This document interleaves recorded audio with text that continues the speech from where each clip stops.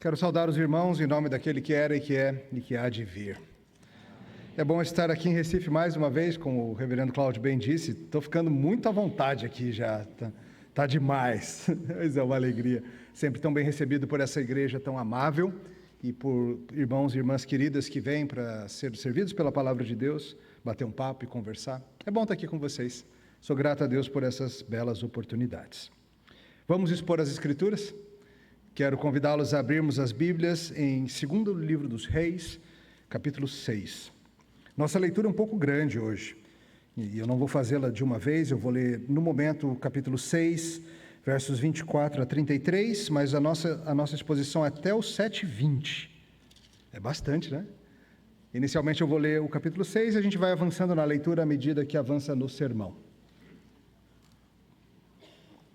Temos na nossa igreja em Brasília exposto sequencialmente o 2º livro dos Reis, e tem sido tão gostoso para o meu coração poder adentrar algumas dessas histórias que são menos conhecidas. A gente conhece bastante as de 1 Samuel, 2 Samuel, né? Saul, Davi e tudo. Mas 2 Reis tem cada coisa impressionante acontecendo. Algumas delas um tanto assustadoras, tá? Eu não sei se você sabia que você ia vir para a igreja hoje para ser chocado com a palavra de Deus, mas se prepare com o que vem por aí. Atenção para a leitura da palavra de Deus, 2º livro dos Reis, capítulo 6, a partir do verso 24. Depois disto, ajuntou Ben-Hadad, rei da Síria, todo o seu exército. Subiu e sitiou a Samaria. Houve grande fome em Samaria. Eis que a sitiaram a ponto de se vender a cabeça de um jumento por 80 siclos de prata e um pouco de esterco de pombas por 5 siclos de prata. Passando o rei de Israel pelo muro, gritou-lhe uma mulher: "Acode, meu rei, meu senhor." Ele lhe disse: "Se o Senhor te não acode, de onde te acudirei eu? Da eira ou do lagar?" Perguntou-lhe o rei: "Que tens?" Respondeu ela: "Esta mulher me disse: dá teu filho para que hoje o comamos, e amanhã comeremos o meu. Cozemos, pois, o meu filho e o comemos. Mas dizendo-lhe eu ao outro dia: dá o teu filho para que o comamos, ela o escondeu." Tendo o rei ouvido as palavras da mulher, rasgou as suas vestes quando passava pelo muro. O povo olhou e viu que trazia pano de saco por dentro, sobre a pele. Disse o rei: assim me faça Deus o que bem lhe aprouver, se a cabeça de Eliseu, filho de Safate, lhe ficar hoje sobre os ombros. Estava, porém, Eliseu sentado em sua casa, juntamente com os anciãos. Enviou o rei um homem de diante de si. Mas antes que o mensageiro chegasse a Eliseu, disse este aos anciãos: vedes como o filho do homicida mandou tirar-me a cabeça? Olhai, quando vier o mensageiro, fechai-lhe a porta, empurrai-a com ela. Porventura não venha após ele o ruído dos pés do seu senhor? Falava ele ainda com eles, quando lhe chegou o mensageiro, disse o rei: eis que este mal vem do Senhor. Que mais, pois, esperaria eu do Senhor? Até aqui a palavra de Deus, depois avançaremos na leitura, mas por enquanto, até aqui.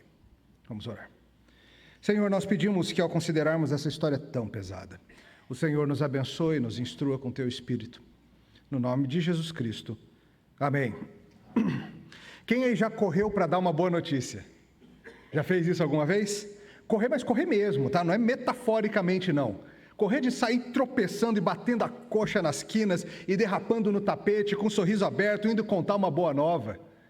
Vários de vocês hoje, por certo, correram contar que a Rebeca ganhou o ouro. Ganhou sim. O quê? Foi no solo, não acredito. Ganhou da Biles? Ganhou. Vários de vocês saíram correndo para contar essa notícia hoje, eu tenho certeza. Claro, a gente corre às vezes para avisar pela internet alguém, né? Hoje você recebe uma boa notícia, você corre lá no grupo, encaminha para todo mundo, pelo WhatsApp, para todo mundo já saber da novidade. Às vezes em casa você fica louco para contar para sua esposa, para os seus filhos, para ter o prazer de ser aquele que tem os pés formosos, anunciando as boas novas.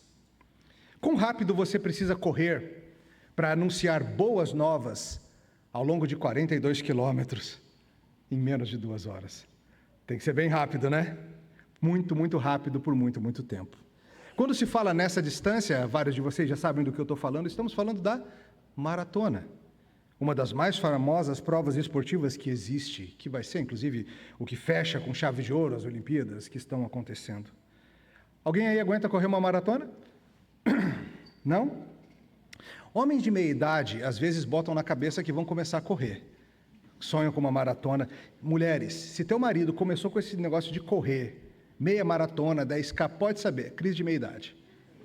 Certeza, trate como tal, dê carinho, atenção, incentive até certa medida, saiba que é isso que está acontecendo. Uma maratona são 42 quilômetros, 195 metros. Eu não consigo correr uma maratona, mas os metros eu consigo. Mas não no ritmo dos atletas incríveis que disputam esses torneios. Sabe qual é a velocidade que os atletas top correm uma maratona? 1 quilômetro em menos de 3 minutos. Gente, isso é muito, muito rápido. Entenda, não é que você não aguenta correr uma maratona inteira no ritmo deles. Você não aguenta correr 1 quilômetro no ritmo que eles correm, 42. Tá, talvez um ou outro aqui que seja bom de corrida consiga, mas fica inclusive um desafio a vocês, metidos a corredores.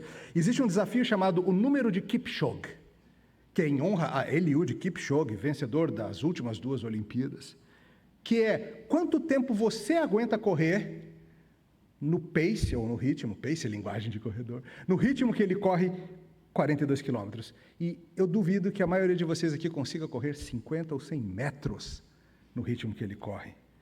Corredores experientes não chegam a 2 ou 3 quilômetros. Tem uns vídeos online do pessoal tentando acompanhar isso. Se você quiser, vai na Smart Fit, ou seja, Blue Fit, seja o que você for, faz. Coloca a esteira no 16 e tenta correr por quanto tempo você vai. A gente está falando de 100 metros em 17 segundos e você tem que manter isso por 42 quilômetros, 195 metros. É muita vontade de dar boa notícia, né? Porque talvez você não saiba, mas foi assim que começou esse negócio de maratona. Essa distância é, segundo a história, ou a lenda, ninguém sabe direito, de alguém improvável avançando essa distância toda para dar uma boa notícia.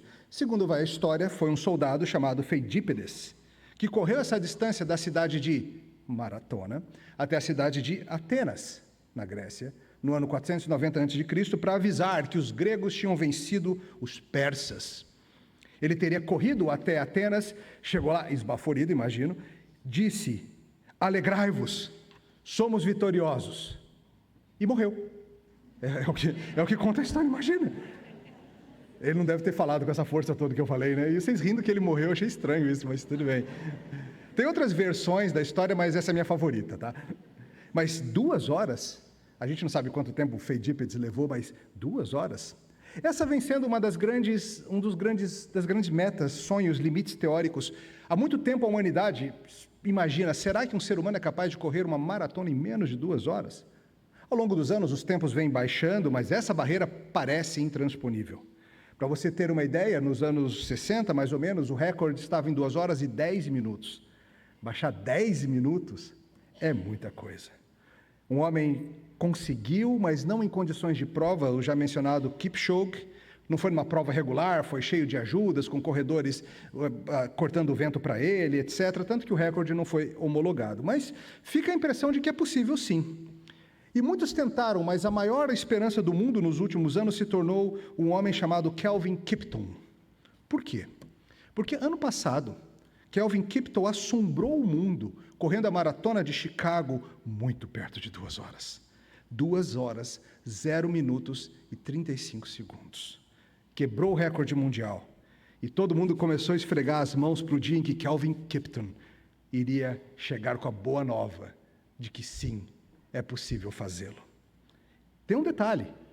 Isso aconteceu em Chicago, e para quem gosta de atletismo, alguns de vocês talvez, vocês sabem, Chicago não é o melhor lugar para se quebrar recordes. Lembre-se, é uma corrida de rua. As condições climáticas, a inclinação da pista, o trajeto, o tipo de asfalto, tudo isso influencia. Ninguém quebra recordes em Chicago, é sempre em Berlim. Fora em Berlim, 2022, que Kipchoge tinha feito o recorde anterior. Aliás, as últimas 8 quebras de recorde tinham sido em Berlim. Então ficou todo aquele frisson. Se em Chicago ele chegou tão pertinho, já chega a prova de Berlim, que é no 2º semestre. Espera para ver. A gente fica ansioso por essas coisas, né? Talvez você não se importe muito com correr em 2 horas, mas eu sei que tem coisas que fazem o seu coração ficar ansioso. Notícias pelas quais você espera. Essa é uma sensação universal. Principalmente quando a vida vai mal, muito mal. Quando as coisas estão escuras, muito escuras. E você fica com anseio. Será? Será que pode mudar? Será que vai chegar alguém trazendo uma notícia de que as coisas viraram? E às vezes a gente fica como quem sonha, anunciando e curtindo as boas novas. Até o seu pé fica bonito, pé de maratonista. Hoje nós veremos uma história assim. Veremos uma história que envolve muita escuridão, mas uma esperança de que talvez alguém corra para trazer boas novas. Vamos entrar nessa escuridão? Não vai ser fácil, mas vai ser alentador, eu prometo para você. Hoje veremos aqui em 2 Reis que a palavra de Deus nos promete que mesmo nas piores trevas, receberemos a boa nova da graça de Deus. Mesmo nas piores trevas, podemos contar com as boas novas da graça de Deus. Vamos ver isso em 3 partes. A primeira verdade que eu quero trazer para você é que a vida em rebelião à palavra de Deus pode ficar muito, muito escura. Olha de novo o início do nosso texto, versos 24 e 25. Depois disso, ajuntou Ben-Hadad, rei da Síria, todo o seu exército, subiu, sitiou a Samaria. Houve grande fome em Samaria, eis que a sitiaram, a ponto de se vender a cabeça de um jumento por 80 ciclos de prata, e um pouco de esterco de pombas por 5 ciclos de prata. Nós estamos aqui no período do 2º livro de Reis. Se você se lembra, nessa época, Israel estava partido em 2 reinos. O reino do norte, chamado de Israel, cuja capital era Samaria, e o reino do sul, chamado de reino de Judá. Estamos nos tempos do profeta Eliseu. O profeta Eliseu vinha sendo perseguido pelo rei da Síria, que queria pegá-lo por algumas razões, e pelos reis de Israel também, que viviam batendo cabeça com a palavra do Senhor. E o texto nos conta que Ben-Hadad, o rei da Síria, resolve fazer um ataque com força total. E ele vai e sitia Samaria. Sabe o que é sitiar uma cidade? Essa é uma tática comum na guerra. É quando você simplesmente cerca a cidade, mas não ataca. Não necessariamente ataca ou faz alguns ataques aqui e acolá, mas o importante não é isso. O importante é você cortar as vias de suprimento para aquela cidade. Bloqueia o acesso, não deixa entrar nem sair comida, não deixa entrar nem sair água. De repente, se vão rios que entram na cidade, você os polui com carcaças de animais e coisas assim. E espera. Uma hora, a fome, as doenças, o desespero começam a criar o caos dentro da cidade. Aquele povo ou vai tentar uma ofensiva desesperada, ou vão se rebelar contra o rei, abrir as portas da cidade, ou se vierem para a luta vão estar enfraquecidos, semi-mortos. De qualquer jeito facilita para você.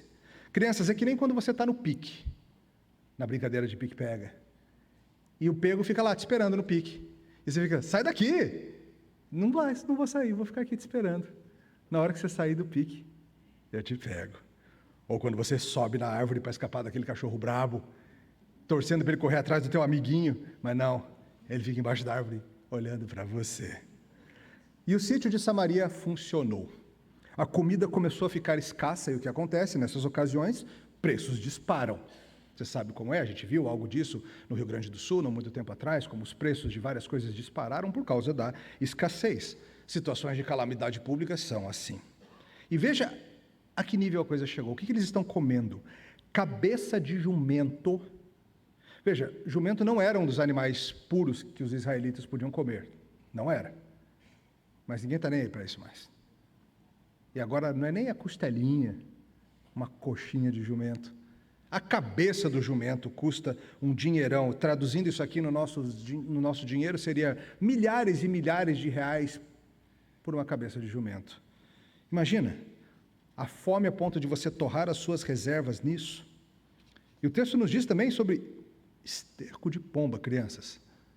Crianças, cocô de pomba. Alguns sugerem que isso, na verdade, era o nome popular do que a gente chama de alfarrobas, pois se você pensar na alfarroba, é meio parecidinho mesmo. Há uma certa evidência linguística para isso, do acádio, etc. Mas talvez seja isso mesmo que você leu. Talvez alguns estivessem pegando o esterco de pomba para usar como combustível, né, para queimar e tal. Ou talvez fosse para comer mesmo. Eu espero que seja para combustível, seja como for. Estava valendo muito dinheiro o cocôzinho de pomba. Você fica achando ruim quando tem no teu carro, né? Podia estar recolhendo, guardando para dias complicados. Que lugar escuro. Mas quando a gente acha que já teve escuridão o suficiente, o narrador nos conta uma história do rei. Um dia, o rei está passando pelo muro e ouve uma voz feminina: "Ó rei, ajuda-me!" E o rei tem aquela respostinha irônica, né? "Ah, você quer ajuda? Da onde que você quer que eu ajude? Da eira ou do lagar?" Olha que cretino. Ou seja, você quer um pão ou vinho? Eira era onde se preparavam os cereais.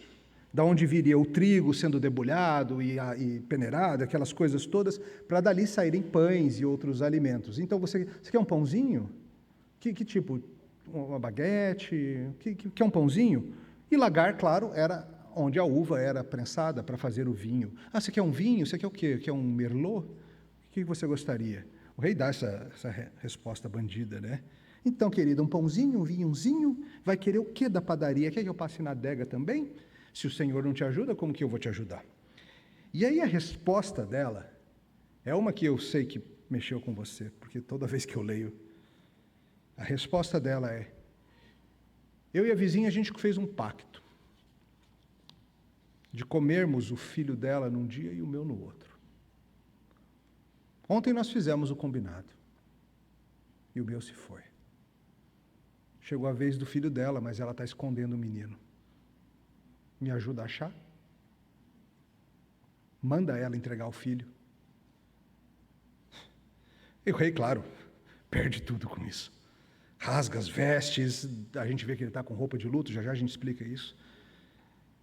Imagina ouvir um negócio desse, imagina a cara de pau de chegar ao rei, você teria coragem de pedir um negócio desse? Obriga a minha vizinha a pegar o filho dela e matar e cozinhar para a gente comer. São lugares escuros a que a humanidade chega. Esse é um. Sítios trazem esse tipo de tragédia sempre. A fome enlouquece. A fome leva pessoas a fazerem coisas fora do normal, degradantes e vis. Como aconteceu naquela história que virou filme recentemente, né, dos jogadores de rugby do Uruguai, os Andes, talvez alguns de vocês tenham visto.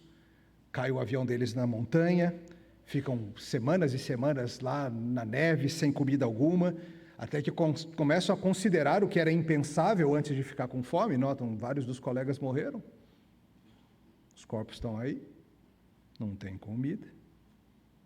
Eu vi um vídeo detalhando algumas coisas que eu queria ter esquecido. Vou poupá-los, tá? A Bíblia nos poupa dos detalhes aqui também. Sabe, irmãos, isso aqui é Romanos 1. É a explicação que o apóstolo Paulo nos dá. O que acontece quando a humanidade abandona os caminhos do Senhor? Quando o ser humano se recusa a adorar ao Deus vivo e verdadeiro, detendo a verdade pela injustiça, ele começa a viver num ciclo degenerativo. Às vezes o Senhor refreia e não permite que a coisa vá tão longe, mas às vezes o Senhor permite, sim. Paulo explica lá em Romanos que os pecados e a degradação social vêm precisamente disso, de negarmos a verdade de Deus e a trocarmos pela mentira.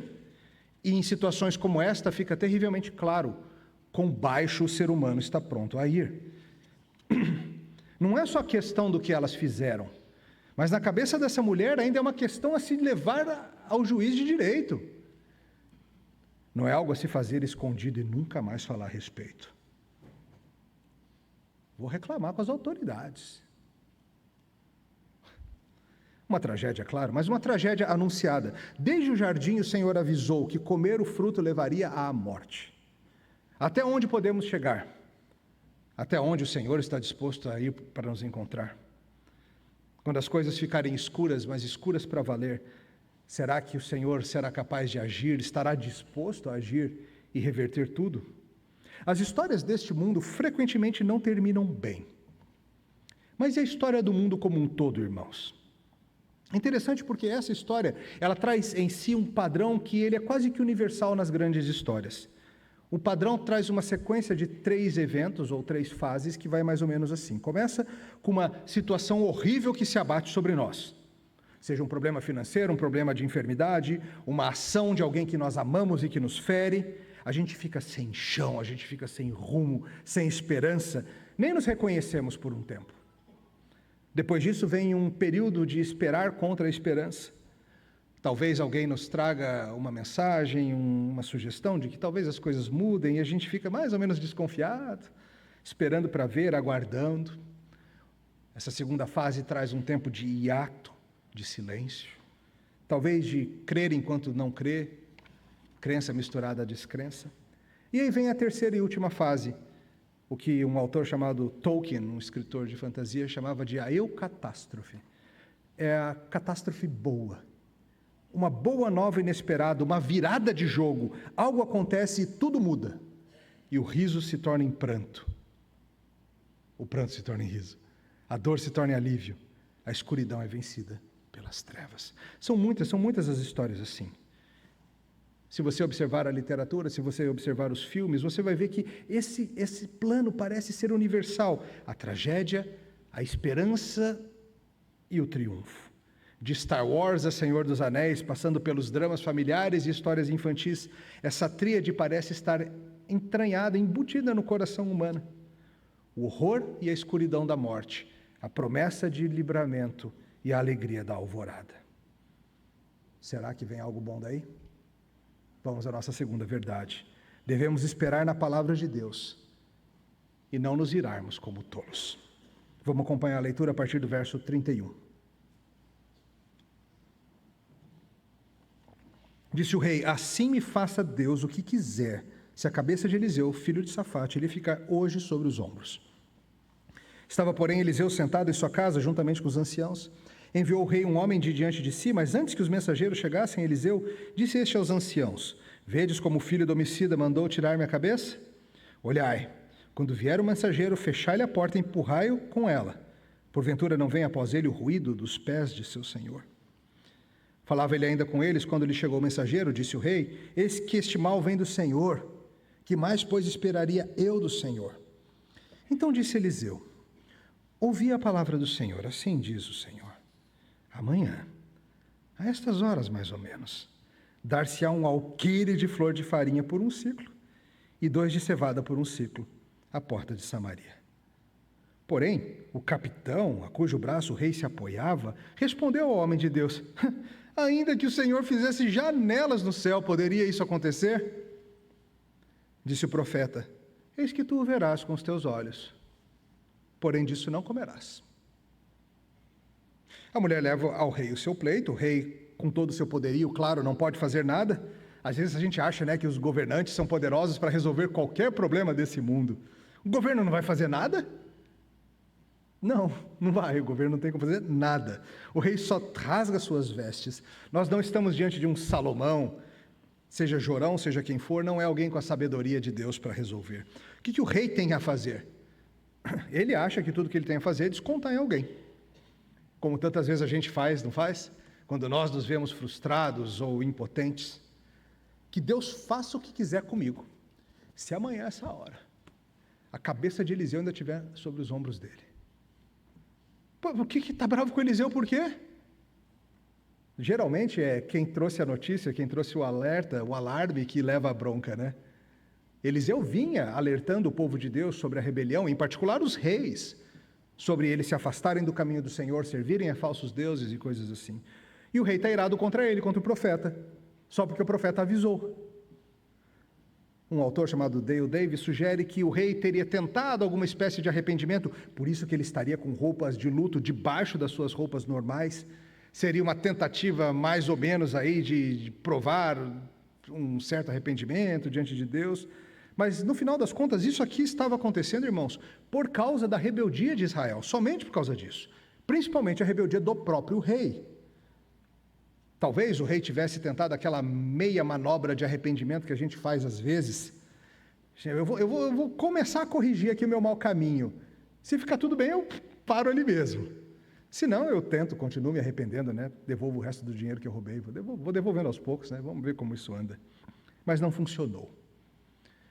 Em Deuteronômio 28, 52 em diante, Deuteronômio traz promessas e ameaças do pacto.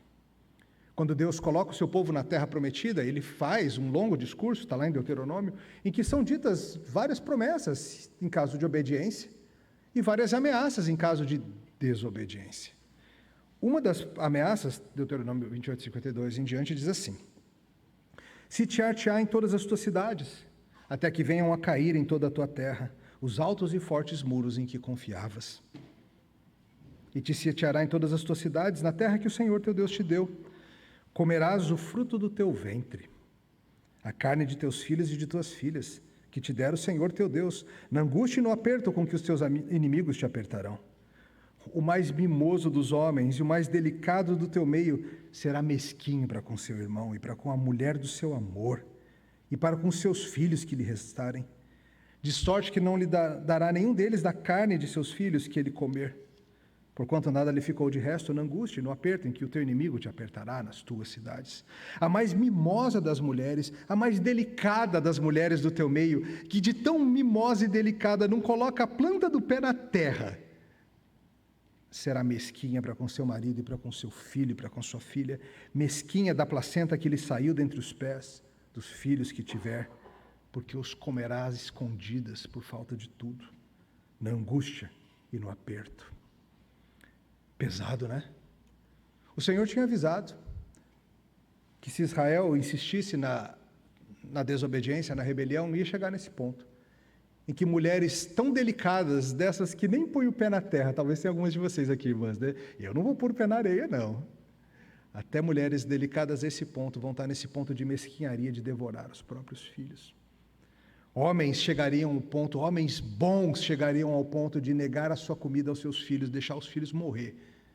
Eu não divido. É comum demais.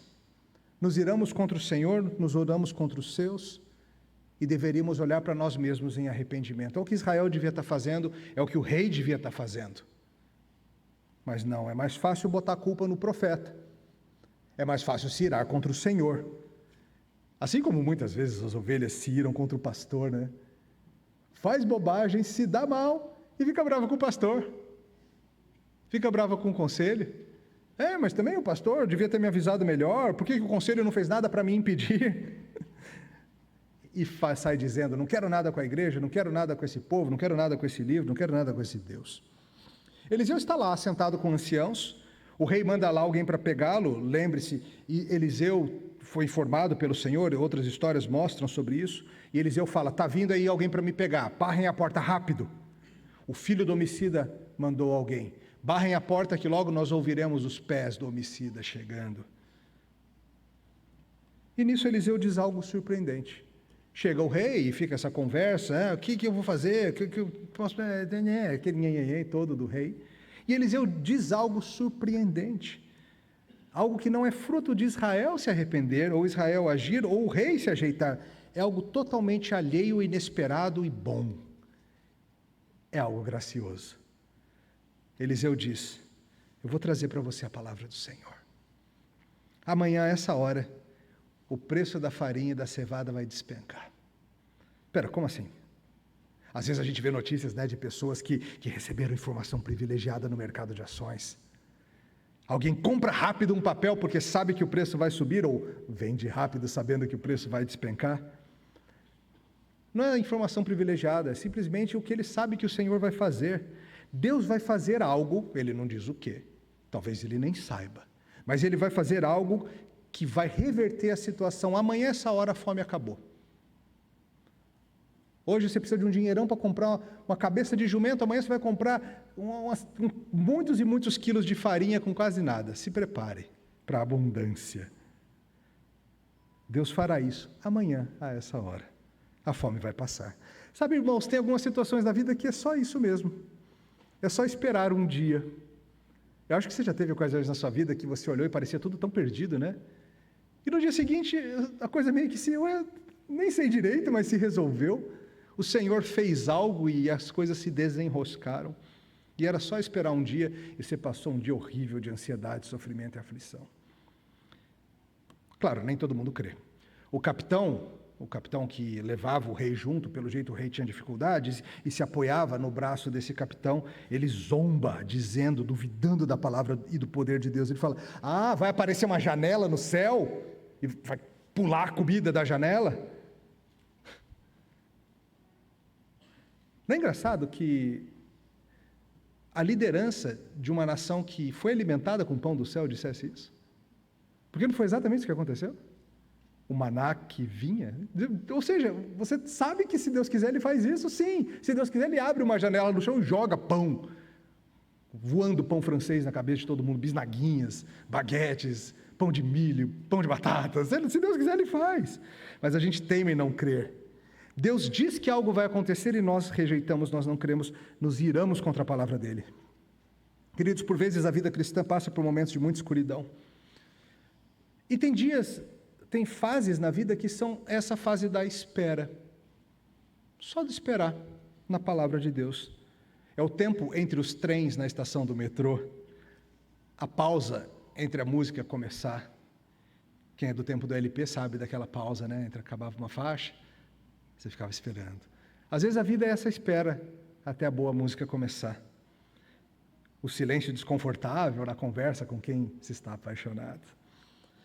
Pode ser agonizante, a falta de algo está acontecendo, mas é preciso. Muitas vezes, a Bíblia nos diz, o Senhor nos dá enquanto dormimos mesmo. A gente nem sabe, mas o Senhor está trabalhando. E assim fica. Amanhã, essa hora, todo mundo vai estar comendo. Um duvida. E os outros? Como será que foi dormir em Samaria naquela noite, hein?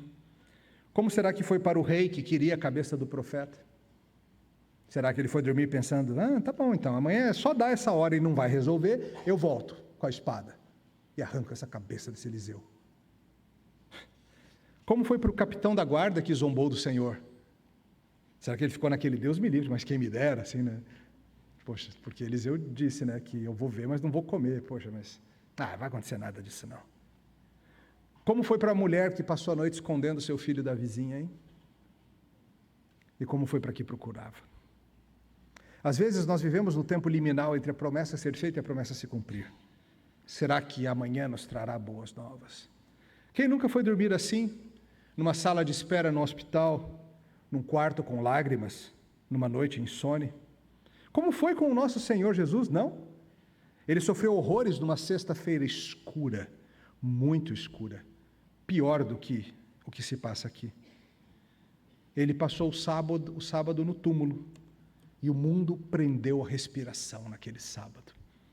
As legiões de anjos atentas, com carruagens de fogo e tudo, de olho naquela tumba. O sol, por certo, ansioso para completar a sua volta em torno da terra, para que a terra terminasse de girar e ele pudesse espiar aquela caverna ali em Jerusalém. Lembra do ciclo? Tragédia, espera, boas novas. Será que vem algo por aí? Numa das mais famosas histórias dos últimos 200 anos, é uma história de fantasia, ficção, chamada O Senhor dos Anéis. O já mencionado Tolkien lidou com essa mesma estrutura, no que ele cunhou de eucatástrofe, uma virada surpreendente, a virada de jogo. Essa é a esperança de nossos dias também, irmãos.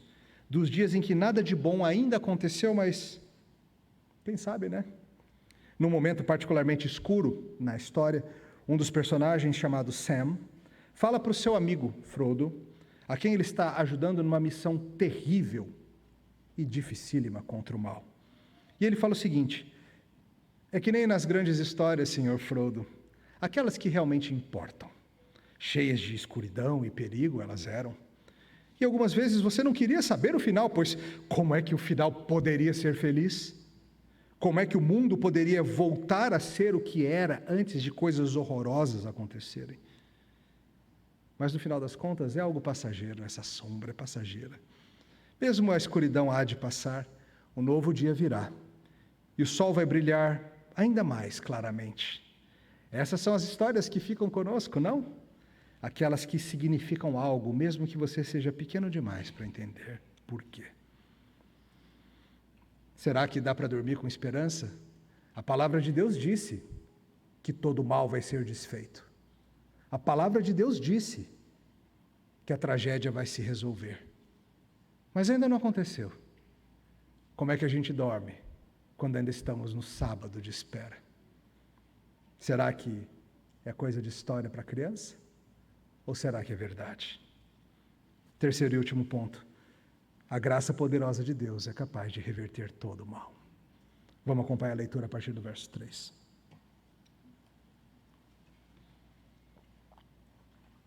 Quatro homens leprosos estavam à entrada da porta, os quais disseram uns aos outros: Para que estaremos nós aqui sentados até morrermos? Se dissermos entremos na cidade, há fome na cidade, morreremos lá. Se ficarmos sentados aqui, também morreremos. Vamos, pois, agora e demos conosco no arraial dos Círios. Se nos deixarem viver, viveremos. Se nos matarem, então somente morreremos. Levantaram-se ao anoitecer para se dirigirem ao arraial dos Círios, e tendo chegado à entrada do arraial, eis que não havia lá ninguém, porque o Senhor fizera ouvir no arraial dos Círios ruído de carros e de cavalos, e o ruído de um grande exército, de maneira que disseram uns aos outros: eis que o rei de Israel alugou contra nós os reis dos heteus, os reis dos egípcios, para virem contra nós. Pelo que se levantaram e, fugindo ao anoitecer, deixaram as suas tendas, seus cavalos, seus jumentos e o arraial como estava, e fugiram para salvar a sua vida. Chegando, pois, aqueles leprosos à entrada do arraial, entraram numa tenda e comeram e beberam, e tomaram dali prata e ouro e vestes, e se foram, e esconderam, e voltaram, e entraram em outra tenda, e também pegaram coisas de lá, e esconderam. Então disseram uns para os outros: não fazemos bem. Este dia é dia de boas novas, e nós nos calamos. Se esperarmos até a luz da manhã, seremos tidos por culpados. Agora, pois, vamos e anunciemos à casa do rei. Vieram, pois, e bradaram aos porteiros da cidade e lhe anunciaram, dizendo: fomos ao arraial dos Círios, e eis que lá não havia ninguém, voz de ninguém, mas somente cavalos e jumentos atados, e as tendas como estavam. Então os porteiros gritaram e fizeram anunciar a nova no interior da casa do rei. Levantou-se o rei de noite e disse a seus servos: agora eu vos direi o que é que os Círios nos fizeram. Bem sabem eles que estamos esfaimados. Por isso saíram do arraial a esconder-se pelo campo, dizendo: quando saírem da cidade, então os tomaremos vivos e entraremos nela.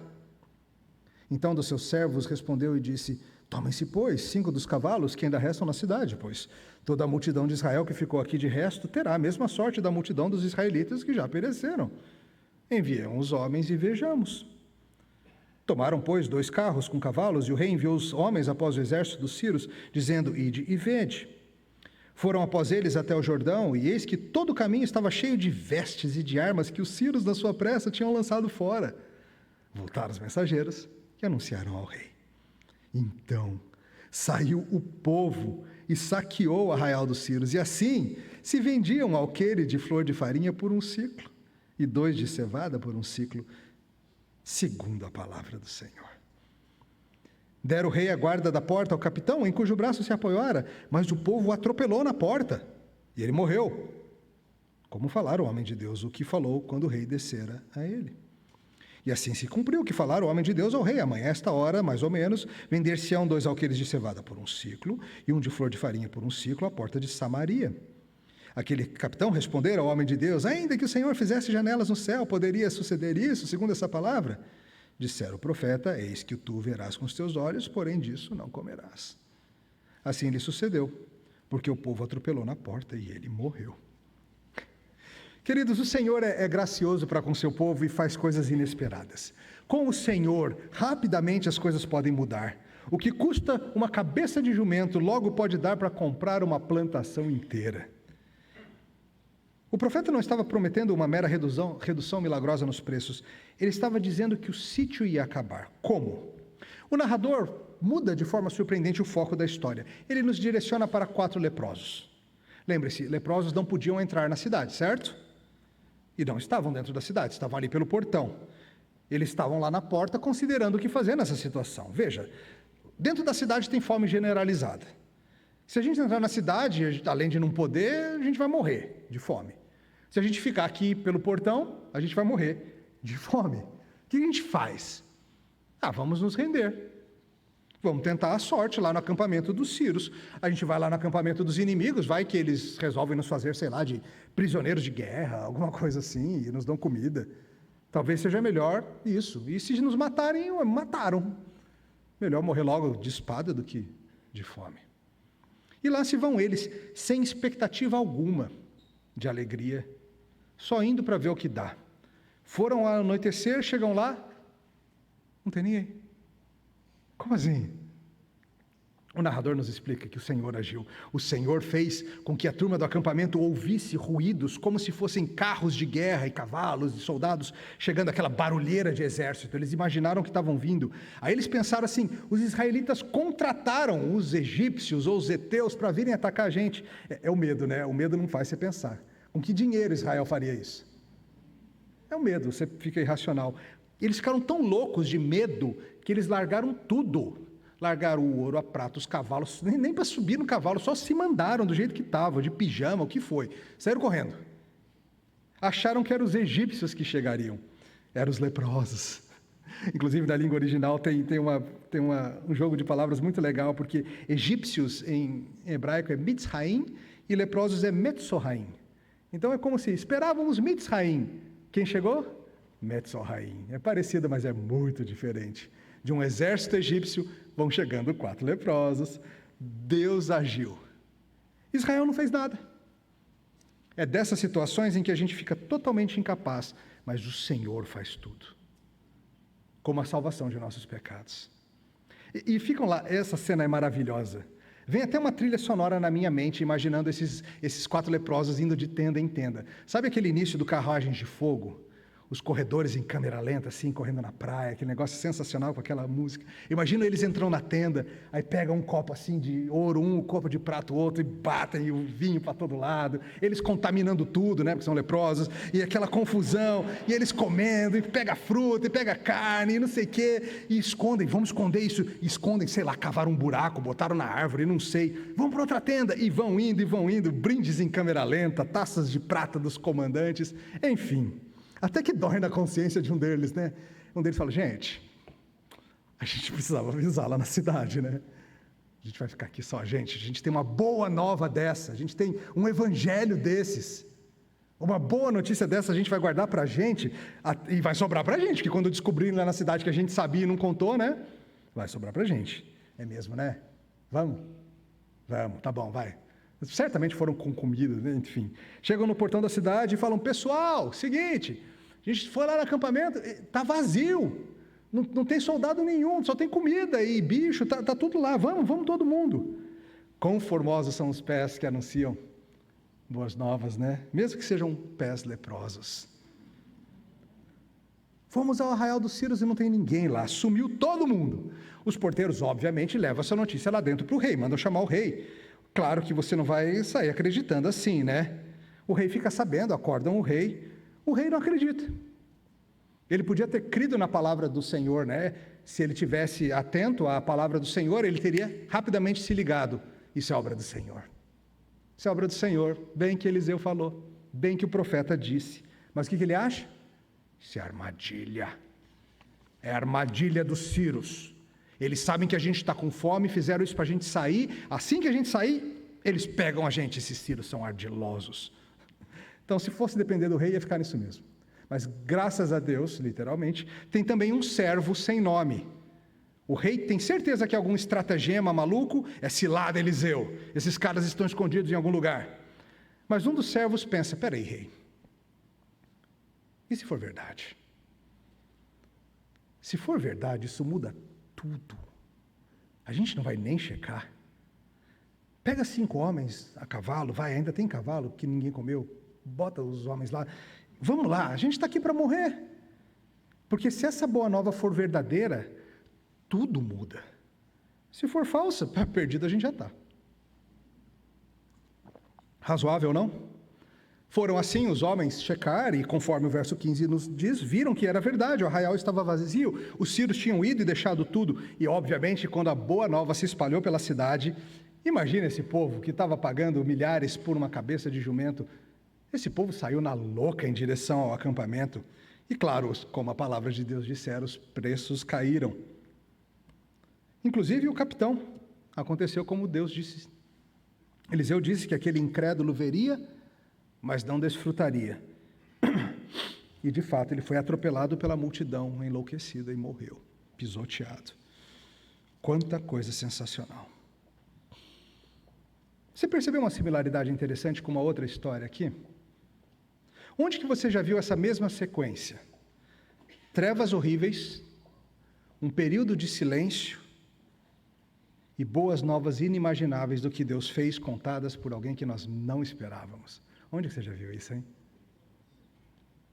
Sexta da Paixão, sábado de espera, domingo das boas novas inimagináveis. Dale Ralph Davis bem, certamente, ele diz, certamente sentimos esse texto nos agarrando pela lapela e nos dobrando de joelhos, não? Assim como foi com os leprosos indo ver e trazer a boa nova, foi assim com algumas mulheres no domingo de manhã, que foram ao túmulo esperando morte. Não vai sair nada disso, mas vamos lá, né? Vamos pelo menos honrar o nosso Senhor, o nosso Jesus.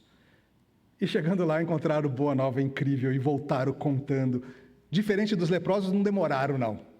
Para crédito delas, correram contar. Elas eram mais generosas que eles.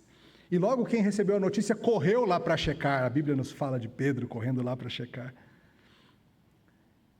Esse é o padrão bíblico, queridos. E hoje eu estou contando essa notícia aqui para você também. Que Jesus Cristo venceu a morte e ressuscitou. E eu te pergunto, você não vai nem checar? Porque se Jesus ressuscitou mesmo, as trevas desse mundo estão passando. A escuridão do pecado será desfeita. E tudo se fará novo. Você não vai checar? Porque talvez você seja desses que ouve o Evangelho e fica rindo. Até parece. Deus vai abrir porta no céu. Deus vai trazer o cara de volta da morte. Morreu, vai voltar. Talvez você como aquele homem zombe. E você vai ser atropelado pela verdade. Você vai ver um dia que era verdade, mas você não vai desfrutar. No meio disso tudo, de toda essa boa notícia de que vencemos, alguém foi destruído. E essa é a trágica figura daquele que não crê. Aquele que teve acesso às boas novas de salvação, mas zombou das boas novas. Talvez seja a tua situação. Ainda dá tempo de mudar de atitude. Ou você pode ser dos que se alegra com essa notícia. O Senhor, sem nenhum tipo de tristeza, hoje o Rei Jesus te oferece toda a Santa Ceia da eira e do lagar, não é verdade? Não é isso que Ele faz por você? Todas as vezes que nos reunimos em Seu nome, ouvimos a palavra e partilhamos da ceia, o Rei olha para você e fala, prove da eira e do lagar, o pão e o vinho que eu ofereço a você. E veja mais, quem recebe as boas novas precisa compartilhar. Às vezes nós somos que nem esses leprosos, a gente quer ficar guardando essa boa nova só para a gente, né? Se você tem acesso às boas novas, você precisa pôr a mão na consciência e sair por aí compartilhando. Tá bom? A salvação já tinha acontecido, mas enquanto eles não soubessem da salvação, eles não tinham como desfrutar dos benefícios dela. Eles iam continuar vivendo com fome e cativos, enquanto não soubessem. Mas felizmente aqueles homens foram e contaram. E é o que nós fazemos por esse mundo também. Nós saímos por esse mundo, leprosos que éramos, contando a esse mundo que o cativeiro acabou, que há pão e vinho disponível para todo aquele que crê. Por vezes a gente não quer contar, mas a gente precisa embelezar esses pés nossos, viu? Às vezes as boas novas chegam. Lembra de Kelvin Kipton, maratonista, grande esperança para as boas novas das 2 horas serem quebradas? Favorito ao ouro olímpico agora em Paris, e a quebrar a marca de 2 horas, talvez em Berlim, lembra dele? Em fevereiro deste ano, uma péssima notícia chegou. Um acidente de carro no Quênia. Simples assim. O maior corredor do mundo se foi. Um sopro. A gente que gosta de atletismo, esperava essa boa nova, mas ela não chegou. E sabe, irmão, muitas das esperas da sua vida vão ser assim, frustradas pelas tragédias de um mundo caído. Você sabe disso. Vários diagnósticos ruins permanecerão ruins. Várias situações financeiras não serão recuperadas. Nesse mundo, nas pequenas histórias do mundo é assim. Porém, há uma grande e boa notícia que está se espalhando. Está se espalhando. É a notícia do Rei manso Jesus Cristo, Rei vitorioso na cruz. E é a grande história do mundo está sendo refeita. E nós vamos contando por aí. Hoje o rei olha para nós e nos diz: pão e vinho são seus, sua morte virou vida. E nós, como quem sonha, vamos contando um para os outros que o cerco acabou. Não seremos destruídos, a noite já passou, amanhã de domingo já chegou. A boa nova contada por nós leprosos para todo mundo que quiser vir. A alegria de um triunfo no qual nós não fizemos nada. Sofríamos pelo pecado, mas o Senhor, sendo rico em misericórdia, agiu. O apóstolo Paulo diz que a noite deste mundo já vai alta. O dia da volta dele já se aproxima. Você não vai nem investigar se é verdade? O que você perde em checar? Em tentar ver se Jesus é isso mesmo? O mundo terá sua ressurreição. O mundo terá o seu domingo. A ressurreição de Cristo garante isso. Nós estamos no aguardo. E logo, logo ouviremos a boa nova de que Ele voltou para fazer novas todas as coisas. E neste sermão, termino nesse sermão longo como uma maratona, termino dizendo: alegrai-vos, somos vitoriosos.